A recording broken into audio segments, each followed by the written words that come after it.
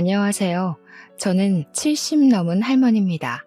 제게 아주 기막힌 사정이 있어서 사연으로 올리게 되었어요. 제가 전생에 아주 큰 잘못을 했던 건지 제 인생은 누구와 겨룰 수 없을 만큼 지옥 그 자체였는데요. 이제 명이 다 되어가는 마당에도 여태 마음 편히 웃으면서 지내질 못하고 있어요. 속 터지는 이 마음을 여러분께 토로하면 조금이나마 숨통 터질까 싶어서 써봅니다. 저는 하나밖에 없던 외동자식을 사고로 일찍 잃었습니다. 그때 시집 온 지 얼마 안 된 우리 며느리도 잃었는데요. 그 사이 불쌍하게 홀로 살아낸 손녀를 저랑 남편이 키웠어요. 우리 손녀는 부모님이 없다는 것에 불평을 하지 않는 얌전한 아이였습니다. 원래도 말이 없고 학교에 있었던 일이나 사회생활 같은 걸 우리에게 시시콜콜 말하는 살가운 성격이 아니었어요. 이게 아마 부모가 없다는 것에 기가 죽어있던 모습이 아니었나 뒤늦게 생각해보네요. 그런 손녀의 성격을 워낙 잘 알기 때문에 저랑 남편은 단 한 번도 손녀를 들들 볶은 적이 없어요. 죽은 우리 아들이 좀 과묵한 타입이었거든요. 아마 손녀가 아들 성격을 닮은 게 아닌가 싶습니다. 남편은 손녀가 말 안 해도 알아서 잘한다고 늘 믿는 사람이었는데 저는 그래도 내 손녀 일이니까 손녀의 일상이 늘 궁금했고 손녀의 삶을 알고 싶었어요. 근데 참았죠. 그거 하나 참는 게 얼마나 힘이 들었는지 모릅니다. 그래서 사실 손녀에 대해 그렇게 아는 것은 많이 없었어요. 때문에 저랑 남편은 손녀에게 결혼할 남자가 있는 줄도 몰랐거든요. 어느 날 손녀가 결혼할 남자가 있다면서 만난 지 3년이 된 사이라고 했을 때 저도 남편도 많이 놀랐습니다. 얌전할 것만 같은 우리 손녀가 연애도 하는구나 싶어서 기특했다고나 할까요? 또 한편으로는 죽은 내 아들과 며느리가 참 많이 생각났어요. 이렇게 우리 손녀가 커서 결혼하려는 걸 같이 보고 기뻐했어야 하는데 싶은 생각이 들더라고요. 손녀는 손주 사위에게 이미 청혼을 받았다고 했고 만날 때부터 결혼을 전제로 만난 거라서 우리한테도 이맘때쯤 얘기를 하려고 했다 하더라고요. 손녀의 계획에 우리도 있다는 건 그저 고맙고 기쁜 일이었습니다. 손녀가 야무지게 준비해온 계획을 우리 앞에서 늘어놓을 때 저랑 남편은 그랬구나 하면서 주말에 손주 사위 데려오겠다는 손녀의 말에 고개를 끄덕이기만 했어요. 그리고 며칠 안가 손녀는 정말로 손주 사위를 데리고 집으로 왔습니다. 데려온 사위는 생각보다 키가 작았고 좀 왜소한 편이었어요. 손녀를 지켜주는 남자라기보다는 친구 같은 남자라고 하는 게 좀 더 잘 어울리는 느낌이었다고 할까요? 어쨌든 제가 생각했던 듬직한 느낌은 아니라서 솔직히 첫인상은 별로였습니다. 하지만 첫인상은 첫인상일 뿐이지 않습니까? 사위 말투나 태도는 제가 본 남자들 중에 100점짜리였습니다. 손녀에게 보이는 배려도 그렇고 어른을 대하는 말씨도 그렇고 어디 하나 모난 곳이 없는 총각이었어요. 손주 사위를 보면서 사돈되는 사람들이 아들을 어쩜 이렇게 잘 키우셨나 제가 그 생각을 제일 먼저 했다니까요. 현지 손에 물 한 방울 안 묻히겠다는 약속은 감히 못 드리지만 적어도 현지가 제일보다 뒷전이 되는 일은 없을 거란 건 꼭 약속드릴게요. 손주 사위의 다짐은 가식적이지도 않고 진솔해서 더 마음에 들었고 남편은 그저 손녀의 선택이라면 다 존중을 하는 사람이라 그 시간에 첫 대면은 서로 좋았습니다. 그리고 몰랐는데 정말 고맙게도 사돈되는 쪽에서 우리 손녀를 엄청 예뻐했다고 하더라고요.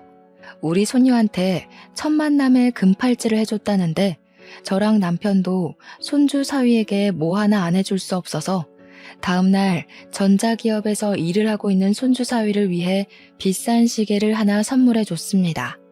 이미 시작 전부터 양가 전부 분위기 좋았고 그 분위기를 타서 상견례를 하게 되었어요. 상견례장 입구에서 만났는데 초면인데도 불구하고 사이좋게 입장까지 했습니다. 역시나 분위기는 좋게 흘러갈 수밖에 없었고 예비 사돈들이 그 자리에서 우리 손녀를 많이 신경 써줘서 너무 고마울 따름이었어요. 우리 손녀가 잘 웃는 성격이 아닌데 그 손주 사이랑 사돈과 있으니 참 예쁘게도 잘 웃더라고요. 그거면 저랑 남편도 당연히 행복했고 충분하다고 생각했습니다. 그래서 결혼식도 무사히 이뤄졌죠. 그렇게 행복하게 독립을 시작했던 우리 손녀가 출산까지 하게 되었고, 제가 손녀 집에 들락날락하면서 손녀의 뒷바라지를 좀 해줬어요. 마냥 아기 같던 손녀가 아기를 낳았다고 하니 걱정되는 게 이만저만이 아니었거든요. 손주 사위도 워낙 일로 바쁘니까 혼자 있는 손녀는 제가 챙기는 게 여러모로 도움될 것 같았어요. 그래서 손녀에게 한약도 지어가고 밥도 챙겨가고 그랬죠. 물론 손주 사위 것까지 말이죠. 그렇게 아무 걱정 없이 10년 정도가 흘렀습니다. 그동안 증손자는 어느 정도 커서 의젓한 초등학생이 되었고, 손녀는 초등학교 아이의 학부모가 되었다 보니 아무래도 연락이 뜸해졌어요. 그땐 그냥 학부모로서 바쁠 수밖에 없으니 당연히 이해를 했었죠. 그런데 어느 날 웬 청천벽력 같은 소식이 제게 들려왔습니다. 무소식은 희소식이라던데 제가 받은 간만의 손녀 소식은 우리 이쁜 손녀가 뇌사 상태라는 병원의 연락이었어요. 너무 놀라서 병원으로 바로 갔는데 손주 사위 말로는 제 손녀가 뺑소니로 사고가 나서 식물인간 되었다고 하더라고요. 어떻게 이런 일이 있을 수가 있는지 손발이 너무 떨렸습니다. 손녀 엄마 아빠도 교통사고로 죽었거든요. 그런데 손녀마저 교통사고로 몸져 누워있는 모습을 보니 너무 겁이 났어요. 꼼짝 않고 누워있는 손녀 손을 잡고서 손녀 이름을 부르고 할머니 왔다고 인사를 하면서 얼마나 울었는지 모릅니다. 그날로 제 집은 손녀가 있는 병실이 되었어요. 남편이 지내기엔 여자 병실이라서 남편은 잠만 집에서 자고 병실로 출퇴근했습니다.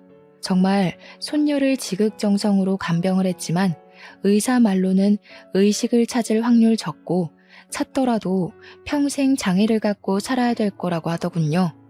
그럼에도 저는 성심성의껏 손녀를 보살피며 언젠가는 다시 웃으면서 할머니 해주길 바랬습니다. 죽은 아들과 며느리한테도 우리 손녀 좀 지켜달라고 살려달라고 무수히 빌었죠. 그렇게 시간이 좀 지나고 나니까 문득 깜빡하고 있던 증손자가 생각이 났는데요. 저는 손주 사위한테 전화를 해서 증손자는 엄마 없이 요즘 어떻게 지내냐고, 밥은 챙겨 먹고 학교 가냐고 소식을 물었습니다. 다행히도 증손자는 사돈댁에서 봐주고 있다고 하더라고요. 그런데 말입니다.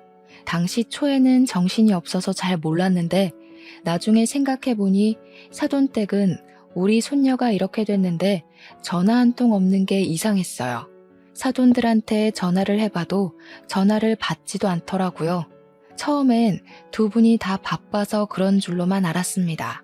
그런데 며칠이 지나도 연락이 안 되길래 저는 결국 남편한테 손녀를 맡기고 손녀 집을 찾아갔어요. 그리고 거기서 손주 사위의 불륜을 목격하고 말았습니다. 손주 사위는 제가 온 것에 놀라 허겁지겁 정리해서 나왔지만 저는 이미 신발장에 있는 여자 구두를 보았고 그걸 본 이상 의심을 안 할 수가 없어서 집 안으로 밀고 들어갔어요. 정말 어처구니 없게도 제 의심이 들어맞더군요. 손주 사위가 딴 아가씨랑 저녁 먹고 있는 자리를 봐버렸지 뭡니까. 손주 사위가 당황해하며 해명하려고 하길래 저는 바로 귀싸대기를 날렸어요. 자네 지금 제정신인가? 내 손녀가 사고 나서 누워있는데 어떻게 이런 짓을 벌일 수가 있어? 자네 마누라가 하루 이틀 고비를 넘기고 있는데 이러고 있다는 게 말이 돼? 여자가 보는 앞에서 제게 뺨 맞은 손주 사위는 그게 그렇게 기분 나쁘고 자존심 상했나 보더라고요. 다짜고짜 대답도 없이 저를 끌고 집 밖으로 내쫓아버리는 거 아니겠습니까? 상황 잘 아셨으면 현지 도장이나 갖고 오세요. 솔직히 멀쩡한 사람 붙잡고 식물인간 옆에 붙어서 평생 보자나 하라는 건 그냥 인생 망하라는 소리잖아요. 저 현지랑 이혼할 겁니다. 젊은 세월 병자한테 인생 바치는 수뇌부 짓은 하고 싶지 않네요. 손주 사위는 어느새 얼굴색이 돌변해 있었습니다. 제가 변해버린 손주 사위에게 악을 쓰고 덤벼도 할머니로서 젊은 남자의 힘을 이기긴 무리였어요. 끝내 저는 손주 사위 뺨을 때린 것 말고는 아무것도 못하고 현관문 밖으로 패대기 당했습니다. 사돈댁은 여전히 연락 안 되고 그 사람들 집은 어딘지 몰라서 찾을 수가 없었어요. 이 사실을 남편에게 말을 해도 뭘 모르는 우리는 어떻게 손을 쓸 수가 없었습니다. 그 와중에 그런 괴물 같은 집안에 있는 우리 증손자가 너무 보고 싶었어요. 증손자가 너무 걱정돼서 저는 증손자라도 우리가 데려오자고 생각을 했죠. 그래서 애 초등학교까지 찾아갔는데 불행하게도 증손자는 만날 수가 없었습니다. 어머, 모르셨어요? 준영이 저번 달에 베트남 갔어요. 아버님께서 유학 보내신다고 하길래 진작에 떠났는데요. 느닷없이 베트남은 또 뭐고 어른들도 잘 가보지 않은 낯선 나라에 어린 증손자가 왜 유학을 가 있는 건지 이게 손주 사위 짓이라니까 속셈이 있다는 걸로밖에 안 보이더라고요. 저는 바로 손주 사위한테 연락해서 증손자가 베트남에 갔다는 거 뭔 소리냐고 따졌습니다. 그러자 손주 사위는 그저 제 연락을 귀찮아했어요. 도장 얘기할 거 아니면 연락하지 말라면서 즉 손주에 대해 아무것도 알려주지 않았습니다. 그리고 여기서 또 괘씸했던 건 우리 손녀 보험금이었어요. 우리 손녀가 식물인간이니 손주 사위가 손녀의 사망보험금에 어느새 눈독을 들이고 있었나 보더라고요. 만약에 손녀가 이대로 죽어버리면 법정 상속인에게로 보험금이 넘어가는데 그게 배우자와 자녀에게 분할해서 넘어가도록 되어 있다고 하대요. 손주 사위는 저희가 손쓰기 전에 이미 자기 혼자 사망보험금을 다 챙겨 먹으려고 꼼수를 부리고 있었습니다. 상속인 전원이 동의하지 않는다며 일부러 지급을 미루고 있다가 증손자를 해외로 빼돌리고 나서 자기 혼자 보험금을 다 타먹으려고 미리 대기하고 있던 중이더라고요. 어쩜 까도 쓰레기 같은 면모가 계속 나오는지 몰라요. 제가 몇 번이나 손주 사위 집을 찾아가서 따져봤지만 저만 주민신고 당할 뿐이었어요. 행복했으면 좋겠다고 멀리서 응원했던 우리 손녀의 결혼인데 손녀가 이렇게 망가진 걸로 모자라 손녀를 그렇게 사랑하던 손주 사위는 이 사실을 몰라라 하고 사돈은 연락도 안 되고 돈은 돈대로 못 받고 증손자도 못 보고 제겐 자식과 며느리를 잃었을 때보다 더 큰 지옥의 시간이었습니다. 그러나 역시 별 수가 없어서 손 놓고만 있어야 했어요. 변호사를 알아보려고 해도 상간소송 말고는 손주 사위에게서 법에 걸리는 게 딱히 없다는 답변만 들었습니다. 내 손녀를 이렇게 망쳐놓은 인간에게 아무것도 할 수가 없다니 얼마나 속이 터졌는지 모릅니다. 그래서 저는 아무런 소용없는 짓이라도 우리는 불쌍한 손녀의 억울한 사정을 조금이나마 풀어주기 위해 늘 손주 사위집 주변을 맴돌았어요. 그 덕분에 알게 된 새로운 소식이 있었는데요. 손주 사위한테 재혼할 아가씨가 있다는 걸 목격했지 뭡니까. 지난날 손녀 집을 찾아갔다가 본 여자는 아니었어요. 새로운 여자였는데 우리 손녀처럼 청초하고 순해 보이는 아가씨였습니다. 그러거나 말거나 정말 이 또한 기가 막히지 않습니까? 우리 손녀랑 이혼을 한 것도 아니고 누구는 인생 망가져서 죽을 둥 살둥하고 있는데 저놈은 새 장가갈 준비를 하고 있다뇨. 그때부터 더한 악에 바친 저는 손주 사이가 아닌 그 아가씨를 뒤를 쫓아고 생각을 했어요. 그러다가 아가씨가 어디 살고 있는지를 알게 되었죠. 남편이랑 같이 고민 끝에 그 아가씨 집을 찾아갔습니다. 용기 있게 아가씨 집을 찾아갔지만 도덕적인 방법이 아니란 걸 알기에 차마 몹쓸 짓 하는 건가 싶어 망설이게 되었어요. 그런데 그때 아가씨 엄마로 보이는 사람이 우리 보고 누구냐고 물으며 다가오더라고요. 어쩔 수 없는 상황에서 저랑 남편은 용기를 냈고 그분에게 할 말이 있어 찾아왔다고 일렀습니다. 아가씨 엄마는 흔쾌히 우리를 집으로 안내해 주었어요. 우리가 유독 안절부절 못하면서 한숨을 몇 번씩이나 쉬자 따뜻한 차까지 대접해 줬습니다. 느낌상으로도 너무 좋은 사람들인 걸 알겠더라고요. 이렇게 좋은 사람들이 그 괴물 같은 집과 연이 닿아서 저희와 마찬가지로 지옥을 경험하게 하고 싶지 않았어요. 반드시 손주 사위의 새 장가를 망쳐놓겠다 마음을 먹었죠. 그런데 하필 그때 아가씨한테서 아가씨 엄마에게 전화가 왔는데요. 저희가 있으니까 아가씨 엄마가 전화를 빨리 끊더라고요. 딸인가 봐요. 목소리가 곱고 예쁘던데 얼마나 애지중지 키우셨을까. 아직 한 집에서 같이 살고 있나 보죠? 아, 예. 딸이 이번에 결혼하는데 결혼 준비가 워낙 체력 딸리는 일이라 약을 좀 지었거든요. 근데 딸이 야근이라 못 온다네요. 사위가 대신 약 받으러 온다는 연락이에요. 손주 사위 얘기가 나오자 제 눈에서 의도치 않게 눈물이 터졌습니다. 그러자 당황한 아가씨 부모가 제게 휴지를 챙겨주었어요. 그리곤 그제야 제 안색이 내내 안 좋아 보였다고 이 집을 기웃거리고 있던 이유를 묻더군요. 남의 집 함부로 엿본 건 죄송합니다. 저희가 사정이 있는데 이 집에 연락을 할 방법은 없고 너무 급한 마음에 직접 집을 알아보게 됐어요. 다름이 아니라 혹시 사위 될 사람 이름이 김동근 씨 맞습니까? 어머, 우리 사위를 어떻게 하셨어요?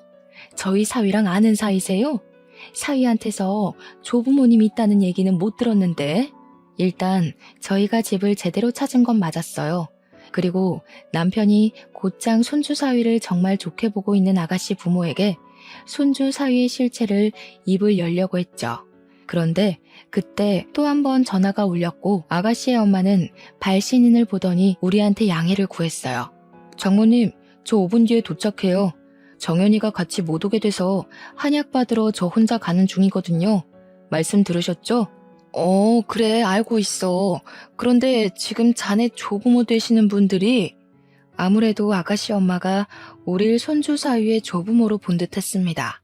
그래서 성질머리 더러운 손주 사위에게 지금 상황을 밝히는 건 위험하다고 판단했던 제 남편이 급하게 아가씨 엄마의 휴대폰을 뺏어버렸어요. 그리곤 전화를 황급히 종료했습니다. 따님이랑 그놈이랑 결혼시키지 말란 소리 하러 왔어요. 그놈 제 손녀랑 결혼했던 놈입니다. 우리 손녀가 그놈 때문에 지금 사경을 헤매고 있어요. 아가씨 부모는 당연히 우리가 하는 소리가 느닷없고 당황스러웠을 겁니다. 두 사람 표정이 딱 그렇다고 설명을 해주길래 저희는 더 깊은 설명을 해주고 싶었어요. 그러나 곧 손주 사위가 온다는 사실에 그 녀석과 마주칠까봐 겁이 나서 한시라도 빨리 자리를 떠야 했어요. 저랑 남편은 한 번 더 그들에게 딸내미 결혼시키지 말라고 당부하고는 현관으로 이동을 했습니다. 그러자 아가씨 부모가 그냥 이렇게 가는 게 어딨냐고 신원도 안 밝히고 제대로 된 설명도 없이 갑자기 결혼시키지 말라고 하면 그거 누가 믿냐면서 다급하게 붙잡더라고요. 제 남편은 긴 말할 시간이 없어서 소매 한쪽을 걷더니 팔에 난 멍자국을 보여줬습니다.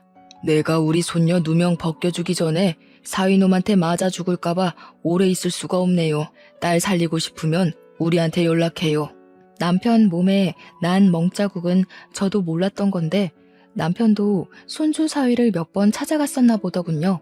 아가씨 집을 나오고 제가 따로 물어봤더니 남편이 손주 사위 직장을 한번 찾아갔었다네요. 그것 때문에 손주 사위가 개인적으로 보자는 장소로 갔다가 두들겨 맞았다고 하는 거 아닙니까? 그 녀석이 당신한테 손찌검까지 했단 말이야? 어떻게 그놈이 우리한테 이럴 수가 있어? 우리 현지 행복하게 해주겠다고 해놓고 지금 우리 현지 꼴을 봐. 나 이대로 눈 못 감아. 그 녀석한테 똑같이 해줄 거야. 남편까지 그 녀석한테 맞았다고 하니 너무 속이 상해서 미칠 것 같았습니다. 남편은 그저 오히려 잘 됐다는 소리만 했어요. 병원 진단서 있으니까 나중에 고소할 거라고 말이죠. 그렇게 다음날 저는 진짜 복장 다 터져버리는 줄 알았습니다. 병실에 온 남편 얼굴에 멍자국이 하나 더 생겨있는 거 아니겠습니까?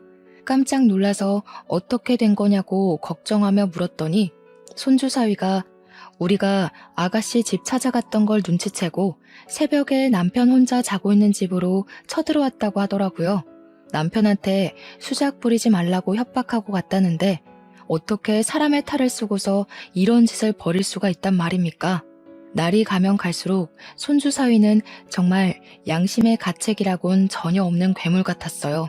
손주 사위가 어떤 놈인지 알아가는 게 저한테는 당연히 고통이었는데 문득 그런 생각이 들더라고요. 제가 평생 그들이 불행하도록 목숨 다 바칠 생각이지만 한편으로 남아있는 식구를 지키기 위해서라도 그만 내 손녀를 이혼시켜야 하나 하는 생각 말이죠. 저랑 남편처럼 힘없는 노인네들이 젊은 남성의 힘과 지략을 어떻게 따라잡고 혼을 내주겠습니까? 그래서 저 혼자 남편한테는 말 못하고 수천 번 고민을 했어요. 고민에 고민을 거듭하기만 할 뿐 차마 결정을 못 내리고 시간만 보내던 중 아가씨네에서 전화가 왔습니다.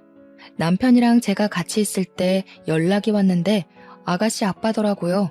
아가씨 아빠가 하는 말이 우리가 다녀간 뒤로 우리들의 경고를 곰곰이 생각해봤는데 아무래도 찝찝함이 사라지지 않아 불편했다고 하더라고요. 그러면서도 우리가 쓸데없이 거짓말을 했을 거란 생각은 안 들어서 만나서 자세히 듣고 싶다고 하는 겁니다. 대체 왜 결혼을 하지 말라고 하는 건지 궁금하다기에 저희는 며칠 만에 만나기로 약속을 정하게 되었어요.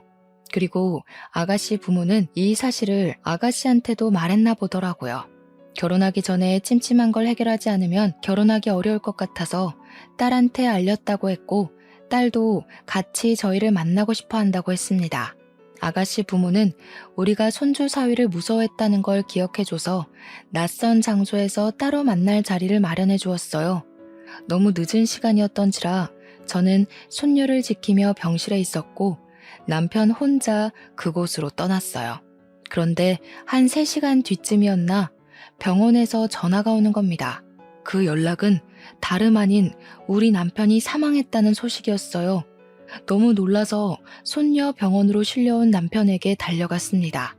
남편은 물에서 건져진 사람처럼 다 젖은 채로 눈을 감고 있었는데 소방관 말로는 물에 빠져있는 남편을 지나가는 사람이 보고 신고했다고 하더군요. 저는 남편을 붙잡고 울면서도 왜 남편이 이렇게 됐는지 이해가 안 갔어요. 분명 그 아가씨 가족들을 만나러 갔는데 어떻게 일이 죽어서 돌아올 수가 있단 말입니까? 왜 진실을 구하고 정의로 다가갈수록 제 사람들이 망가지고 죽는 걸까요? 괴롭던 와중에도 그 순간 떠오르는 사람이 한 명 있었는데 당연히 손주 사위였습니다.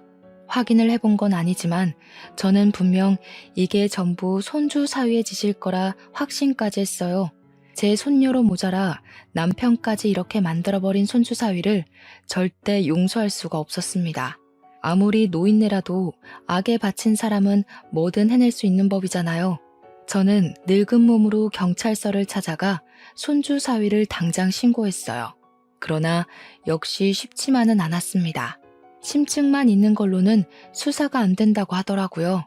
또 제가 할머니라서 무시하는 건지 젊은 경찰관들이 저를 치매 걸렸다고 생각하면서 집이 어디냐고만 묻길래 결국 저는 짜증만 한바탕 내고서 신고를 포기해버렸습니다. 그리고 남편과 저의 노후 자금을 최대한 탈탈 털어서 서울에 능력 있는 변호사를 고용했어요. 변호사는 경찰과 달리 사건으로 먹고 사는 사람들이기 때문에 제 사정을 잘 받아들여 주었어요. 무엇보다 제가 이길 수 있도록 대처 방안도 척척 내어주는데 얼마나 감사했는지 모릅니다. 변호사에게 제 억울함을 모두 호소하고 시키는 대로 증거까지 다 모아서 저는 손주 사위 결혼식까지 기다렸어요. 그렇게 대망의 결혼식 당일이 되었습니다. 신랑 입장이 진행되고 신부 입장을 앞뒀을 때 저는 입장을 위해 문 앞에 대기하고 있던 아가씨와 아가씨 아빠 앞에 모습을 드러냈습니다. 아가씨는 제 얼굴을 본 적 없어서 몰랐는데 아가씨 아빠가 저를 알아보고 바로 아른 채 해줬어요. 아니, 여길 어떻게 오신 거예요? 그렇잖아도 어떻게든 찾아서 연락을 드리려고 했는데 시간이 촉박해서 그러질 못했어요. 이 결혼하면 안 돼요. 우리 바깥 양반이 지난번 약속에 못 나간 건 사고가 났기 때문이었어요. 그것 때문에 내 남편이 이렇게 죽었다고요. 저는 품에 들고 있던 남편 영정사진을 보여주었습니다. 아가씨는 그저 상황에 대해 혼란스러워했고 아가씨 아빠는 영정사진을 보고 꽤 많이 당황하는 눈치였어요. 저는 이게 다 아가씨가 결혼하려는 남자의 짓이라고 밝혔습니다. 그때 다른 직원들이 저를 붙잡고 쫓아내려고 했는데 아가씨 아빠가 내버려 두라고 해서 계속 얘기를 할 수 있었어요. 저는 그 자리에서 손주 사위의 실체를 낱낱이 읊었습니다. 옆에 변호사도 같이 있었기 때문에 변호사가 저를 대변해서 조리 있게 잘 설명해 줬어요. 이미 손주 사위를 의심하고 있던 상황에서 증거까지 쏟아져 나오자 충격받은 아가씨는 그대로 주저앉았고 아가씨 아빠 참담한 사실에 할 말을 잃은 듯해 보였어요. 그리고 때마침 신부 입장 때문에 문이 열렸습니다. 저는 저 멀리 들떠서 기다리고 있는 손주 사위를 발견했죠. 아가씨 아빠한테 이 결혼을 내가 망쳐도 되겠냐고 제대로 허락을 구했더니 감사하게도 아가씨 아빠는 침묵을 계속 유지하면서 고개만 끄덕여 주었습니다. 그래서 저는 신부 대신 버진로드로 올라갔고 맞은편의 사위놈을 똑바로 쳐다봤어요. 하객들은 신부가 아닌 웬 할머니가 나타나자 곧 웅성거리기 시작했습니다. 그리고 저를 발견한 건지 손주 사위 표정 또한 점점 굳어지는 게 보였어요. 저는 손주 사위 쪽으로 걸어가면서 곧장 소리쳤죠. 그곳엔 그렇게 연락 안 되던 사돈 어른들도 같이 있었습니다. 이 천하의 죽일 놈들아, 어떻게 우리 손녀로 모자라 내 남편까지 죽일 수가 있어? 당신들이 사람이야? 당신들 같은 괴물 새끼들은 웃을 자격도 없어. 이번엔 어떻게 남의 가정을 망가뜨리려고 이딴 결혼식을 해? 너희들은 내 손녀 버리고 이 결혼 절대 못해. 저는 품에 영정사진을 들고서 마치 그곳이 발인식 가는 길인 것 마냥 비틀거리며 걸었어요. 그러자 손주 사위랑 사돈 어른들이 당황해서는 보안 직원을 부르라고 소리쳤고 제게 성큼 다가온 손주 사위가 애써 상냥하게 왜 이러냐고 저를 살살 구슬렸습니다. 곱게 돌아가면 남편 꼴은 안 나게 해줄게요. 손녀 지키려면 한 사람은 살아있어야 되지 않겠어요? 입 닥치고 조용히 나가요. 진짜 사람 아니구나. 우리 손녀 행복하게 해줄 놈인 줄 알았더니 내가 너 같은 썩은 영혼을 못 알아본 게 아니다. 당장 내 손녀 앞에 가서 무릎 꿇고 사과해. 내가 가서 사과한다고 그년이 알아듣긴 하겠어? 병신처럼 누워서 꼼짝도 안 하는 거 누구보다 할머니가 제일 잘하면서 자꾸 생꼬집 부릴래? 손주 사위가 제게 속삭이는 협박이 너무 두려웠지만 저는 손에 쥔 남편 영정사진을 보면서 끝까지 용기를 내었습니다. 영정사진을 변호사에게 맡긴 채 주변에 놓여있던 조화를 뽑아 사위의 얼굴을 냅다 후려치기 시작했어요. 내 손녀를 평생 식물인간 만들어 놓고 너는 잘 먹고 잘 살려고? 대체 내 남편한테 무슨 짓을 한 거야? 내 남편이 뭘 잘못했다고 죽이기까지 해? 너 같은 살인자 새끼는 평생 깜빵에서 썩어야 돼. 아 진짜 왜 이러시냐고요? 사람 잘못 보셨다고. 여기 호텔 서비스 왜 이래요? 당장 이 할머니 안 내보내고 뭐하냐고요? 손주 사위는 원래 성격이 있어서 금세 짜증난 기색을 드러냈고 기아 저를 밀치기까지 했습니다. 그때 한없이 곱기만 했던 사부인이 나서서 저를 잡아 뜯으며 당겼어요. 그리고 보안 직원을 목젖 찢어져라 부르면서 저를 쫓아내라고 외쳤죠. 저는 그런 사부인의 머리채를 잡고서 온 힘을 다해 흔들었습니다. 당신들이 악마니까 자식 새끼가 괴물로 크는 거야. 내 손녀 그렇게 만들어 놓고 감히 보험금 노릴 생각만 해? 내 손녀 망칠 대로 망쳐놓고 아무 일 없었다는 듯이 아들 세장가 보내려고? 너희들이 앞으로 웃으면서 지내는 일은 절대 없을 거야. 이 할머니가 뭐라는 거야? 명예훼손으로 고소당하고 싶어요? 감히 어디서 악마니 괴물이니 난동 부리는 거예요. 이미 분위기와 기세는 제 쪽으로 기울고 있는 듯 했지만 아무래도 제가 늙었다 보니 저보다 젊은 사람들에게 육체적 다툼은 밀릴 수밖에 없었어요. 변호사가 옆에서 도와주긴 했는데 여러 명을 상대하기엔 역시 부족했죠. 그때 아가씨 엄마가 달려와서 저랑 사부인을 떼어놓았습니다. 그리곤 아가씨 엄마가 사부인한테 으름장을 놓더군요. 무례하게 어르신한테 무슨 짓이에요? 도대체 저희한테 뭘 숨기고 있는 건데요? 우리 딸 인생까지 망가뜨려 놓고 싶었어요? 어떻게 저런 쓰레기 같은 놈을 포장해서 팔 생각을 해요? 사돈, 지금 이 할머니 말 믿는 거예요? 이 할머니 정신 나간 할머니라고요. 그렇게 감싸줄 게 아니라니까요. 저희가 무슨 사정이 있는지 모르시면 함부로 말씀하지 마세요. 사부인은 정말 뻔뻔하게 나왔습니다. 그 타이밍에 아가씨가 드레스를 들고 성큼성큼 버진로드를 걸어왔어요. 그러다 손주 사위 앞에 서서는 풀스윙으로 손주 사이에 기싸대기를 날렸습니다. 그 덕에 모든 사람들의 이목이 한 곳으로 집중되었어요. 너, 마누라가 너 때문에 식물인간이 됐다는 것도 기가 막혔는데 애까지 있었니? 그걸로 모자라. 장인어른 되는 분까지 죽여? 하마터면 내가 사람 아닌 새끼랑 한 입을 덮을 뻔했네. 무슨 소리야. 누군지도 모르는 이 사람들 말을 믿는다고? 우리가 고작 그 정도밖에 안 되는 사이야? 손주 사위는 뻔뻔하게 사실을 부정했어요. 그러자 뒤따라 들어왔던 아가씨 아빠가 손에 쥐고 있던 서류 봉투로 손주 사위 머리통을 사정없이 후려치길 반복했습니다. 처음 왔던 손주 사위는 누가 자기를 때리는 줄도 모르고 있다가 버럭 성질을 내면서 아가씨 아빠한테 순간 쌍욕을 했어요. 그러다 아가씨 아빠라는 걸 알자 손주 사위가 크게 당황하더군요. 그것을 두 눈 부릅뜨고 있던 아가씨 아빠가 사위를 향해 서류 봉투 안에 있던 사진 뭉텅이를 던졌습니다. 몹쓸 놈 같으니라고. 네가 재혼인 것까진 내 뭐라 안 한다. 그런데 한 가족 인생을 완전 묵살내놓고 그걸 발뺌하려 해? 손주 사위가 아가씨 아빠에게 변명하는 사이 아가씨 엄마랑 주위 사람들이 바닥에 떨어진 사진들을 주었어요. 그건 제가 변호사랑 같이 마련했던 증거 사진들이었습니다. 우리 손녀가 식물인간 채 누워있는 사진과 증손자 사진, 그뿐만 아니라 우리 손녀랑 이 자식이 혼인신고가 되어 있었다는 것과 그 둘 사이에 아들 하나 있다는 호적 사진까지 손주 사위가 이전에 어떤 사람이었는지 확인할 수 있는 모든 것들이 수많은 사진들 속에 담겨 있었어요.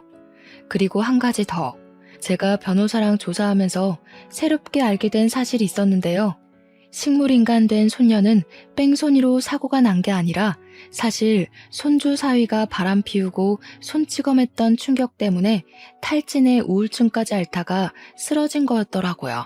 뒤늦게 정신을 차리고 깨어난 우리 손녀는 이미 정상이 아니었을 텐데 손주 사위는 그저 우리 손녀가 자신이 바람 피운 사실을 빌미로 위자료를 청구할까봐 대포차를 이용해 CCTV 하나 없는 한적한 산길로 싣고 갔고 뺑소니로 위장하기 위해서 우리 손녀를 들이받아버렸던 겁니다. 이건 엄연한 살인미수 사건이었죠. 변호사가 뺑소니 사고 알아보다가 뭔가 허술한 점이 있어서 자세히 조사를 했더니 밝혀진 사실이라고 했어요. 심지어 이걸 사돈 어른들은 알면서도 우리를 외면했고 아들의 끔찍한 짓을 감싸고 돈 거였어요. 그리고 우리 남편을 처리한 방법도 마찬가지였습니다. 역시나 사위가 자신의 재혼할 여자에게 모든 진실이 폭로될까 두려워서 남편을 죽인 거였어요. 남편 입막음 하려다가 실랑이가 벌어졌고 제 남편을 기절시켜서 차에 태운 뒤 절벽 아래 호수로 떨어뜨린 거였더라고요. 이 사실은 저 또한 모르고 있다가 그 자리에서 들은 사실이었는데요. 아가씨네 아빠가 흥신소에 돈을 맡기고 뒤늦게 알아낸 정보더라고요. 모두 대포차에 CCTV 하나 없는 곳이라 경찰도 제대로 수사해주지 않았는데 아가씨네 아빠가 돈이 꽤 있는 집안이었는지 저 몰래 이렇게 조사를 해줬고 발견한 진실을 결혼식에서 터뜨린 거였어요. 그러니까 결국 아가씨네 또한 이 결혼을 할 생각이 없었던 겁니다.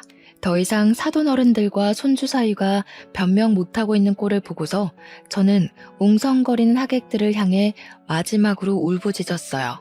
이 썩을 놈이 바람 피워서 내 손녀 평생 불구 만들어 놓고 보험금도 훔쳐갔어요. 어떻게 이런 놈이 감옥도 안 가고 새 삶을 살도록 내버려 두겠어요? 이 개자식이 다시는 세상 빛 못 보게 제발 도와주세요. 인간 같지도 않은 것들의 행적들이 밝혀지니 저는 알면서도 또 한 번 주저앉아 좌절을 하게 되었어요. 하객들도 놀라서 숙덕거리기 시작했고 사진까지 찍혔습니다. 그러는 사이 저는 사돈어른들 발목을 잡고서 계속 따졌어요. 어떻게 사람이 그럴 수 있냐고 했더니 사돈어른들은 그저 발뺌하면서 사색이 되어서는 그제야 도망을 치려고 하더라고요. 그러자 이 사실을 다 들었던 보안 직원들이 제가 아닌 사돈어른들을 붙잡음으로써 그들은 도망가질 못했습니다. 신부 입장하기 전에 아가씨 아빠와 아가씨가 이미 112 신고까지 해놓은 상황이었어요.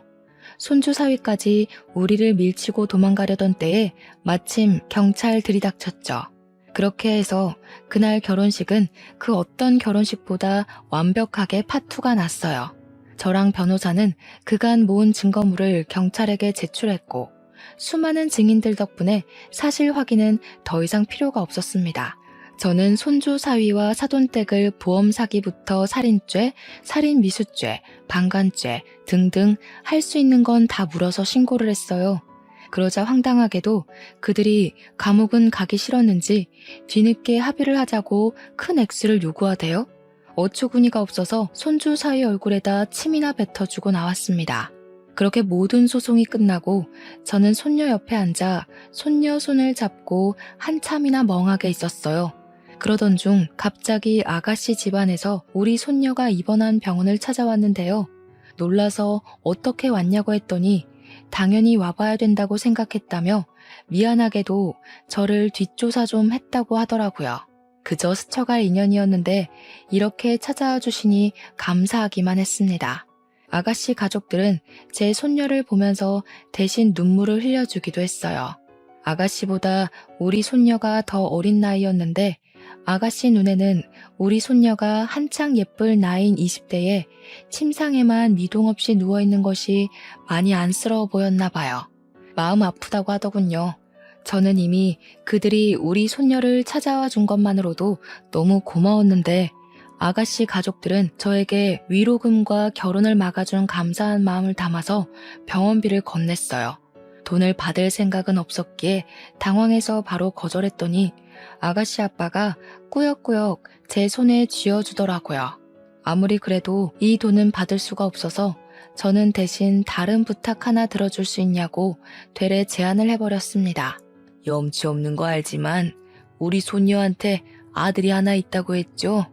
이 썩을 놈이 증손자 얼굴 안 보여준다고 협박을 하길래 몰래 찾아가서 보려고 하니까 학교 선생님이 우리 증손자가 유학을 갔다고 하더라고요. 베트남에요. 아마 그게 아가씨랑 결혼하기 위해서 손주 사위가 자식을 숨기려고 했던 것 같다면서 얘기를 했더니 아가씨 집안은 참담한 얼굴을 하면서 손주 사위네 식구들에게 또 한 번 실망을 표했습니다. 원래 증손자 일도 사실 아가씨네에게 부탁할 생각은 없었거든요. 하도 돈을 주겠다고 하니까 저도 모르게 다른 부탁이 튀어나가 버린 건데 고맙게도 아가씨네 집에서 우리 증손자를 찾아주겠다고 하더라고요. 해외 입양 관련 서류가 있어서 찾는 데는 그리 어렵지 않은 것 같았어요. 그들은 절차를 밟고 금세 한국으로 증손자를 데려와 제게 안겨주었습니다. 제 남편의 죽음을 위해 돈을 써주고 증손자 찾는데 돈을 써주는 아가씨 집안을 보면서 어느 정도 돈이 있는 집안이구나 그렇게 생각하긴 했었는데 알고 보니 그냥 돈이 많은 수준이 아니더라고요. 건물을 5채나 갖고 있는 건물주인 거 아니겠어요? 그 사실을 알고 나니 그 쓰레기 사이놈의 속셈까지 알겠는 거 있죠. 그놈은 건물주 집안 아가씨랑 결혼해서 성공하고 싶었던 게 분명해요. 그런데 제 남편이 자기 출세에 자꾸 방해가 되니까 죽인 게 틀림없습니다. 저는 그 쓰레기 놈을 감옥 갈 수 있게 도와준 것만으로도 고마워서 더는 그들의 배려를 바라지 않았어요. 근데 아가씨 가족들이 자꾸 저를 곤란하게 하더라고요. 자기 귀한 외동딸이 흉악범이랑 결혼할 뻔한 걸 막아줘서 고맙다는 이유로 저한테 우리 손녀 병원비를 계속 내주겠다고 하는 거 아니겠습니까? 제가 그게 부담되고 미안해서 증손자를 찾아달라고 말을 돌렸던 건데 그들은 제게 끝내 병원비를 쥐어주었습니다. 액수가 너무 상당했어요. 우리 손녀가 언제까지 이 상태로 있을지 모르니 그만한 기간만큼 경제적 지원에 구애받지 않도록 신경 써준 액수였습니다. 저는 그들에게 너무 고마워서 눈물을 펑펑 쏟았어요. 남편도 잃고 손녀까지 잃게 생긴 제게 그들은 은인이나 다름없었죠. 그리고 더 고마웠던 건 우리 증손자가 아직 중학생도 안 돼서 제가 데리고 키우려면 돈을 벌어야 되는데 그것까지 신경을 써주더라고요. 아가씨 아빠가 저더러 나이 먹고 어떻게 일을 해서 돈을 벌겠냐면서 자기가 세 받고 있는 건물에 방이 하나 남으니 거기서 증손자랑 같이 살게 해주겠다고 선뜻 얘기해주는 거 아닙니까? 그리고 국가에서 조손 가정에게 경제적으로 도와주는 혜택들이 있으니 증손자는 지역 아동센터에서 학습이랑 성장에 도움되는 각종 프로그램을 지원받을 수 있도록 아가씨가 대신 알아봐 주겠다고도 했어요. 정말 손이 떨릴 정도로 감사해서 몸둘 바를 몰랐습니다. 너무 염치 없이 받기만 하는 거 아닌가 싶어서 두 손에 얼굴을 묻고 마냥 울기만 했는데 젊은 아가씨가 마치 손녀처럼 저를 안아주었어요. 할머니, 오래 사셔야 돼요. 그래야 여기 누워있는 손녀딸도 힘내서 일어나죠. 더는 할머니가 신경 쓰는 일 없도록 저희 집에서 최대한 도울게요. 저희 필요하시면 언제든지 연락하셔야 돼요. 알았죠? 어쩜 이렇게 착한 집안이 다 있는 걸까요? 불쌍한 우리 집안을 도와주기 위해 하늘에서 내려온 천사와도 같다고 느꼈습니다. 덕분에 저는 많은 힘을 얻었어요. 우리 손녀가 언제 깨어날지 모르지만 제 한 목숨 다 다를 때까지 손녀가 깨어날 날만을 기다리며 씩씩하게 살아갈 거예요. 우리 증손자 또한 깨어날 엄마가 자랑스럽게 생각할 수 있도록 아주 의젓하게 키울 예정입니다. 그리고 솔직히 제가 그들에게 해준 게 없는데 너무 염치 없이 받기만 하는 게 좀 미안해서 제 나름 그 집에 작은 보답이라도 해주고 싶더라고요. 그래서 집에서 반찬이라도 만들어 아가씨네 집에 종종 보내주곤 했어요. 나이 먹은 할머니가 괜한 짓 생각한다고 할 수도 있는데도 그 집안 사람들은 항상 고맙다고 제 덕분에 늘 영양보충 든든하게 한다면서 웃는 얼굴로 대해줬어요. 그들만 보면 저는 명이 다 끝나가는 마당에 갑작스레 이 무슨 행운인가 싶은 생각을 합니다. 쓰레기 같은 사위놈 때문에 우리 집안은 풍비박산이 나버렸지만 천사 같은 집안 덕분에 죽을 날만 기다리고 있던 이 할머니가 살아갈 힘이 생겨 놀랍기만 하네요. 사람 인생 알 수 없는 거라더니 이런 일도 생길 수 있나 봅니다. 불쌍하게 간 우리 영감. 제가 남은 생 열심히 살다가 곁으로 가게 되면 고생 많았다고 보듬어 주겠죠. 죽기 전에 우리 손녀 눈 뜨는 거 한 번만 보고 가야 할 텐데. 손녀가 꼭 제 앞에서 다시 서 있을 수 있는 그날만 고대하면서 남은 생 동안은 온 힘을 다해 애써 보겠습니다. 불운이 있으면 반드시 행운도 있다는 걸 모든 분께서 늘 유념하며 살아가셨으면 해요. 묵직한 사연 들어주셔서 고맙습니다. 평안한 하루 보내세요.